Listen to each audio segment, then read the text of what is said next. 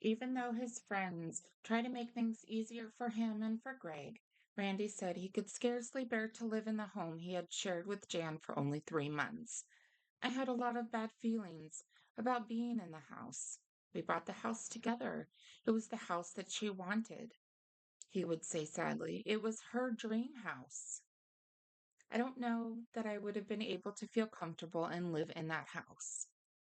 Besides that, he was having trouble making the $871 monthly payments on the new house now that he didn't have Janice's babysitting income to add to his check. He couldn't keep up with his utility bills or other pressing commitments either. He didn't know if he would ever get the $100,000 due to him on Jan's insurance. The thought hadn't occurred to me that I could borrow money on the insurance policy to make house payments. Randy received the $7,500 from the Allstate policy and gave $5,000 of it to a real estate agent to sell the house he could no longer bear to live in. I felt bad and empty being in that house. This was my first house, and it was her first house to buy. Because he had no equity built up, it cost him money to sell the house. He sold it to the listing agent. On March 23rd, 1982, Randy received the proceeds of Jan's $100,000 policy, policy number 1611546, with Farmers a New World Life Insurance Company, and paid $100,014.11. The $14.11 was a premium refund for money automatically withdrawn from Randy's bank account after Janice was already dead. With the money, Randy was finally able to move to another house where he and Greg hoped to patch their lives back together. He had found a house in the Amber Hills district of Bothell, Washington. Randy put $500,000 of Jan's insurance down on the house, which cost $89,950. His mortgage payments were far lower than what he and Jan had paid on the Mountain Lake Terrace house, and he had a solid equity besides. In his loneliness, Randy had turned to Lily Vanderveer, his one-time babysitter, for comfort. The question of whether their affair was platonic or intimate is obscured by supposition and gossip. Lily's husband, Carl Vanderveer, a pseudonym, later said they had once been lovers, and he believed they had never stopped. He said he came home early on one occasion and found them stretched out in front of the fireplace in an intimate embrace. He confronted Randy. I told him, stay away from my house, or I was going to the Skamania County prosecuting attorney. The relationship, which Lily insisted was only a matter of two old friends having lunch together from time to time, ended abruptly when Carl Vanderveer never did report it to the Skamania County investigators. In truth, that threat had been a bluff. There was something about Randy Roth that stopped him. Hell, Vanderveer said, I was afraid of him. Even without Lily's emotional support, Randy Roth's life, which had seemed so bleak, was looking up. He had put many thousands of dollars and his own sweat into landscaping his new yard. He had the finest roses on the block, velvety grass, and lush evergreens. He might have spent $5,000. It might have been $10,000. He wasn't sure. He turned his Amber Hills home into a showplace. Randy put the balance of the insurance payoff in the bank to use over the next few years.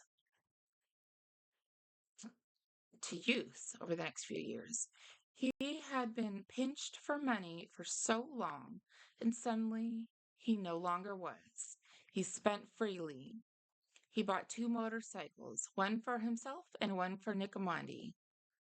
He loaned Nick and his wife $1,500. He bought two chainsaws so that he and Nick could cut firework for extra income.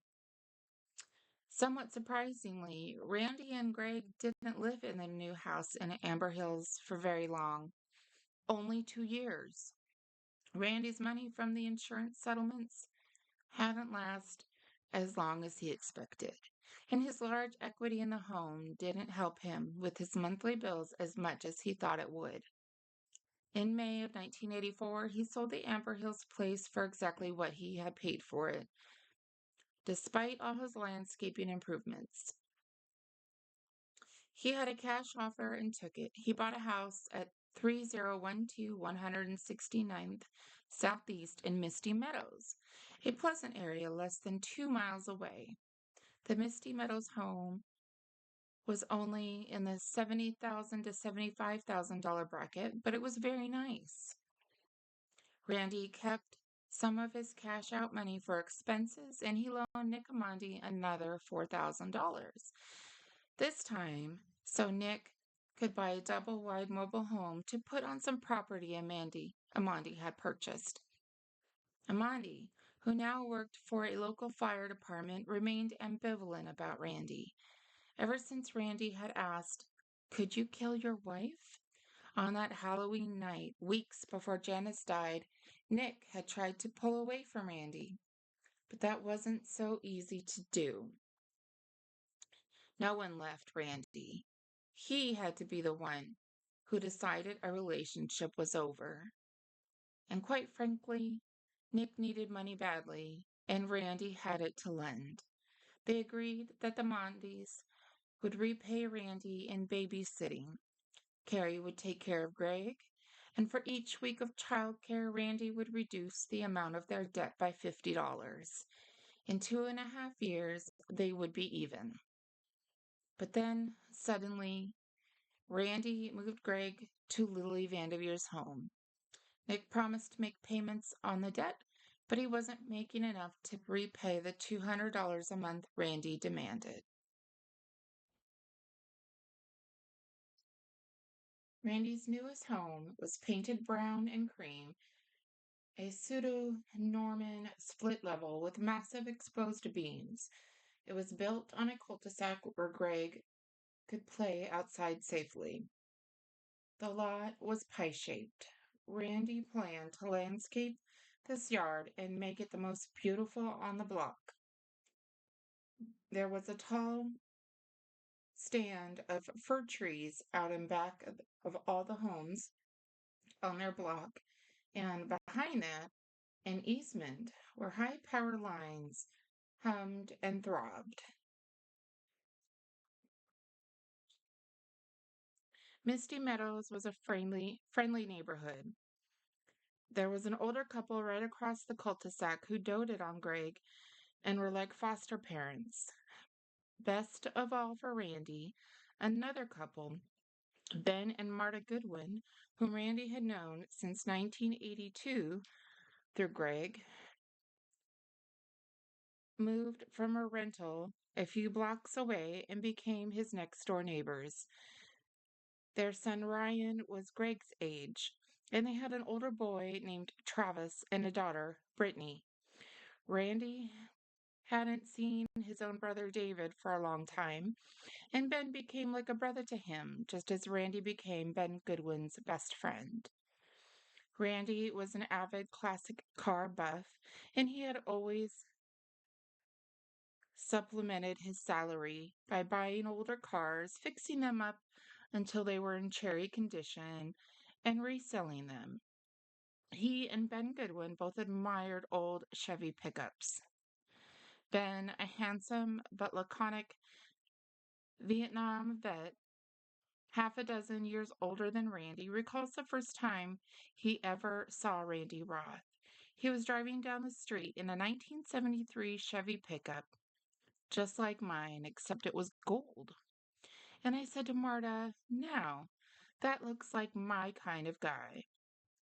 I guess those old trucks made us friends first. His Chevy was just like mine, only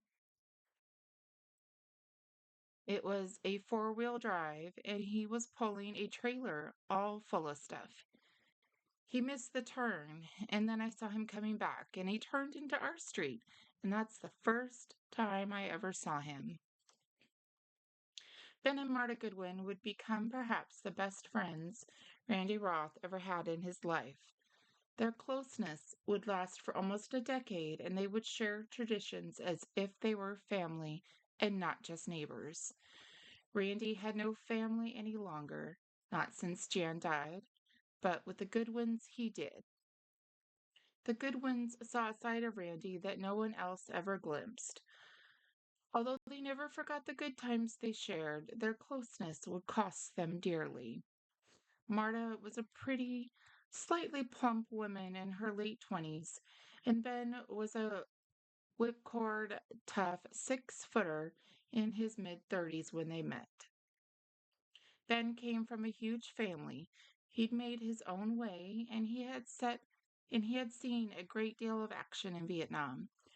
Randy confided that he, too, had been in the thick of battle in Nam and hinted at darkly violent missions that had left him with nightmares.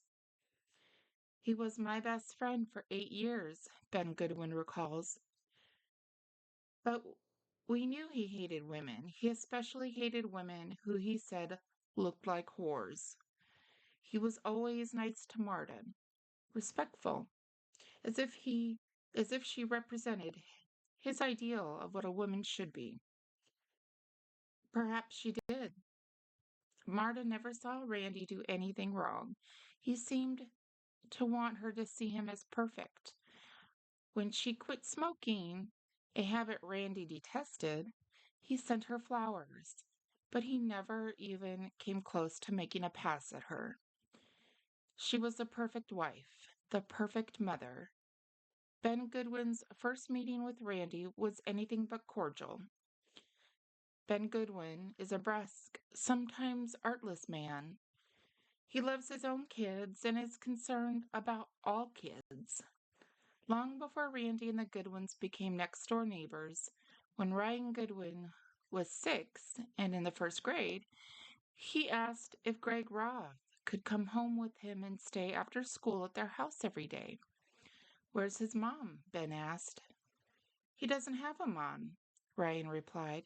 His mom fell off a cliff and his dad has to work all day. See, here's his picture. The child in the school picture was adorable, with cheeks like a little chipmunk and small. He looked about 4 years old. The Goodwins stared at each other as they realized that 6-year-old Greg went home to an empty house every day after school and spent hours alone.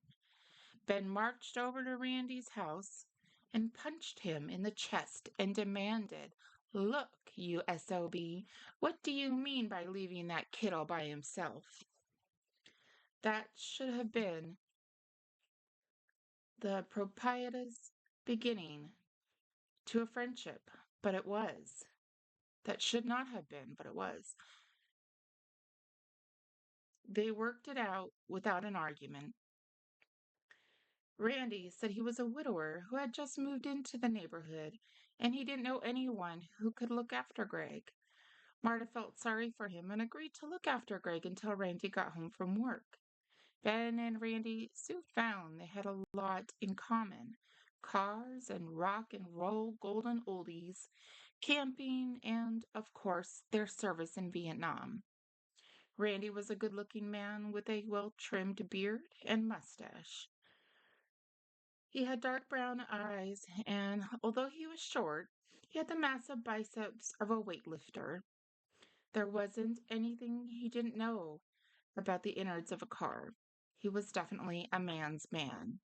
As Randy got to know the Goodwins, he confided in them, sharing memories of his own bleak childhood. He explained that his mother was now very old and bedridden, too senile for him to visit, but he remembered how she had punished him when he was very small. He said she made him take his pants off and kneel on the tile floor in the kitchen for hours until his father got home from work to punish him, Marta recalls. He didn't talk much at all about his brothers or sisters. He did not talk at all about Janice. They hadn't the vaguest idea that Randy's marital history was complicated. They had heard only that he was a widower, and the story Ryan repeated about Greg's mom falling off a cliff. Ben finally mentioned the story to Randy, and Randy acknowledged that it was true that Janice had fallen, but it was too painful for him to discuss. The Goodwins believed Randy had only been married once. They didn't know that there had been a wife before Janice, Donna Sanchez Rath, who was Greg's natural mother. He never volunteered anything about the women in his past, Marta remembers. He'd answer questions, but he wouldn't tell you much. Randy Roth came into Goodwin's life like a whirlwind. He was the most energetic man either of them had ever met, and he was a truly good neighbor. After Ben mentioned casually that they had to do something about cleaning out an eyesore area in their front yard, they woke one Sunday at 7 to hear the roaring of a rototiller. Randy tilled the yard and then shrugged off their thanks. When they wanted to cut down a tree that was growing too close to their back deck, Randy said, "You want it down? Let's take it down," and took a running leap off the deck, clung to the fir 20 feet off the ground, rocked it back and forth with ever-widening swings, and rode it to the ground when it snapped at the base. That was Randy. If something needed to be done, he did it right now. He was a little guy but powerful. In one day, he built a 200 square foot outbuilding to use as a gym and a weight room. Amazing Ben Goodwin. He and his friend Nick sawed and split wood all day long to earn extra money, and Randy never tired. He could split a log into 5 sections at a time for firewood. He looked like a teenager, but Ben knew that he had to be older because he'd served in Vietnam. Ben had a bronze plaque honoring his Marine service. On one of his few visits to Randy's house, he was a little surprised to see that Randy had an identical plaque on his wall with his own name emblazoned on it. Randy was totally gung-ho about the Marines. He had his picture on the wall in his dress blues and innumerable shoulder patches and framed memorabilia. While Ben would just as soon have forgotten Vietnam, Randy was obsessed with his service years, as hellish as they might have been. For the 8 years I knew him, Ben says, he wore Marine camouflage fatigues, and he had his kid and my boys wearing them. On patriotic holidays, he wore his uniform. I told him the only difference between us was I wanted to forget Vietnam, and he kept reminding himself about it. The Goodwins found their new neighbor fascinating. He kept us active, Marta recalled. With Randy around, we couldn't stay home and watch television. We had a good time. He would come over and drag us out to go motorcycle riding, river rafting, or out to dinner. He'd call up and say, "Hey, I got a car for us to look at," or "Let's go look at the Christmas lights." You couldn't say no to him. He could cheer anybody up. Every year he went out and chopped us a Christmas tree. Never one for him, but he always got ours. There was one television show that Randy never missed, however. Every Thursday night, religiously, Randy came over to the Goodwins to watch The Cosby Show. He always brought an apple pie and a gallon of vanilla ice cream for all to eat while they watched. I asked him once, Marta says, why he didn't bring lemon meringue or blueberry pie once in a while, and he just looked at me solemnly and said, "Ben likes apple." The macho ex-Marine was an immaculate housekeeper and a good cook, too. a perfectionist. He cooked for himself and Greg most of the time, although they were frequent guests at the Goodwins table. Randy almost always contributed something. He made the dressing for the holiday turkeys, he baked date cookies, and one year when Ben cooked Thanksgiving dinner, Randy furnished the dessert, a rather bizarre looking angel food cake with bright blue frosting. Everyone ate it so that his feelings wouldn't be hurt. He was a paradox, though, and the longer the Goodwins knew Randy Roth, the sharper the dichotomy in his personality became. He would help in any way he could, but there was a quality about him, a watching sense. He was someone who stood off to one side and studied people. There was a calculating air about Randy, as if he was always taking someone's measure and thinking his own private thoughts. The Goodwins put it down to some residue of his experiences in Vietnam. Ben and Martin knew he was strict with Greg in that he thought they spoiled Ryan, Travis, and Brittany. We let the kids take turns unloading the dishwasher, bottom, top, and silverware. And for some reason that bothered him. He said it wasn't efficient.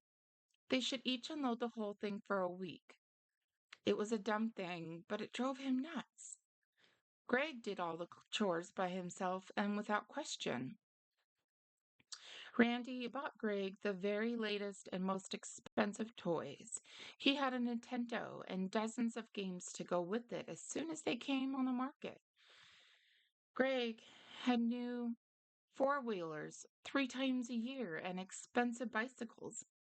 It was hard for Ben Goodwin to explain to his sons why Greg had so many things. He couldn't hope to keep up, even though he had a good job at Safeway, while Randy never seemed to hold a steady job.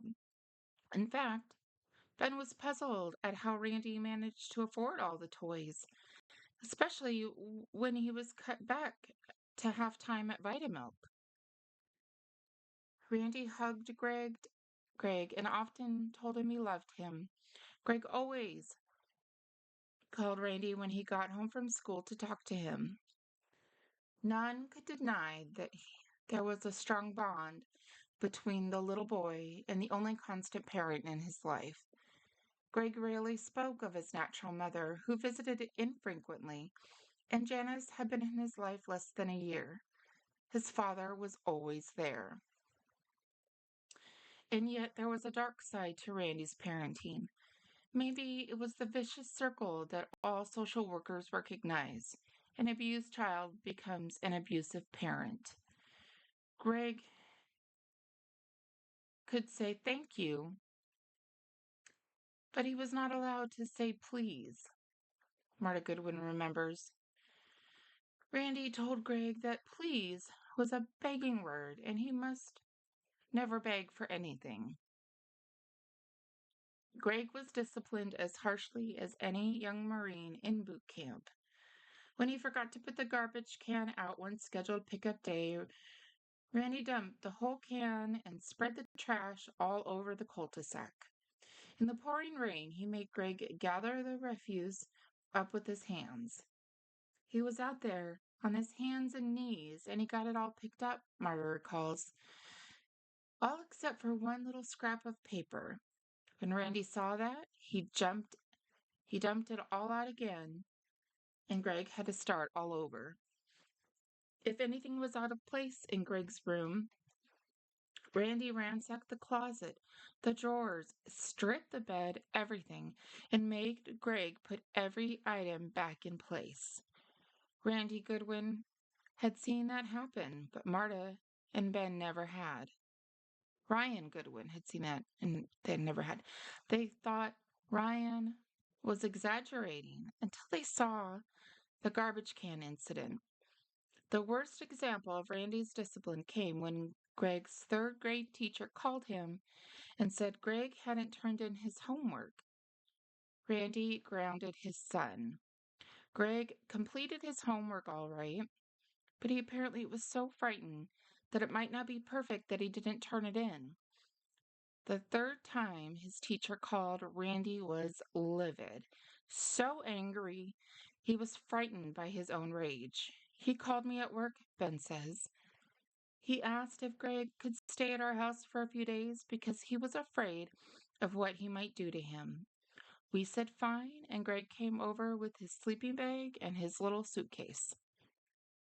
But Randy called at 9 the first night and summoned Greg home. He had changed his mind. Randy told Ben he was fine, all cooled off. Ben questioned him carefully. He wasn't about to send Greg home if Randy was still out of control. And in his own rough way, Ben warned Randy that he would have to answer to him if Greg was harmed. No, no, I'm fine, no problem, Randy said easily. He sounded perfectly calm, but he wasn't. That night, Greg forgot to flush the toilet and Randy erupted. He held Greg's head in the toilet and flushed it again and again until the boy almost drowned, and then he kicked him in the stomach until Greg vomited. Ryan Goodwin heard about it in the next morning when he could see that Greg winced with pain and favored his stomach. 8-year-old Ryan marched into the principal's office at school and told on Greg's father.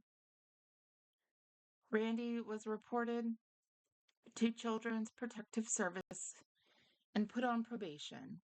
He didn't speak to Ryan Goodwood for months, but he still came over to the Goodwins every Thursday night with pie and ice cream to watch The Cosby Show, about the perfect American family where no one ever got angry and each episode ended happily. There were so many things about their bachelor neighbor that the Goodwins didn't know. So many little lies and so much cruelty that lay just beneath his almost boyish veneer. Randy did not care for animals. When another neighbor's cat left footprints all over the hood of his newly waxed car, he didn't complain to the owner. Instead, he caught the cat and bound it to the drive shaft of its owner's car with duct tape. When the car's engine started, the cat was quickly dismembered, and its screams muffled by the sounds of the engine. One of the young women who worked with Randy would never forget Randy's idea of a joke. She had found a little frog and had shown it to Randy. Later, he called her into the shop and pointed to a damp spot that no longer resembled anything alive. He had placed the frog under a rotary sander. He laughed when she started to cry. It might have been Randy's family relationship with the Goodwins that made him distance himself from Nick Amandi, or it might have been one of the surest destroyers of friendship, money. Nick and Carrie weren't able to repay the money they had borrowed as quickly as Randy wanted, and he bombarded them with letters that had the thinnest edge of threat in them. The first was scrawled on the back of a torn envelope. Nick, I received a bankruptcy letter, and if you are treating me the same as all your creditors and have no intention of paying back the money, then we have got some serious talking to do. I can't believe you would destroy the most valuable thing I know, faith and trust of friendship. Call me so I know what is going on. The letter was signed Randy. When Nick did not respond with payment, Randy wrote again. Nick and Carrie, I would like you guys to seriously consider, payments of $75 a month until the money is repaid. I am somewhat disappointed that you have given me to date only $50 toward the loan. I lent you the money against my better judgment for fear something like this would happen. However, I gave it to you in good faith and trusted you to repay $1,000 a year. I believed you, Nick, and that is the only reason I went against my instinct. You have made no attempt to make good. Our friendship is very much cherished by me, and I don't want to lose it over this. Randy went on and on about his hurt and his disappointment that his faith in his old friend had been misplaced. He had always been the dominant man in their friendship, and Nick had walked softly around him. Now Nick had betrayed him where he lived. Money was very, very important to Randy. Even though Randy was the one who changed the terms of repayment, his resentment over Nick's failure to return his money ate at him. On July 30th, 1984, someone spray painted obscene threats on Nick Amandi's house. Randy finally recouped his money from Nick after Amandi's home was burglarized in January of 1985. Nick Amandi's insurance was enough to pay back his old friend. And that is the end of that chapter.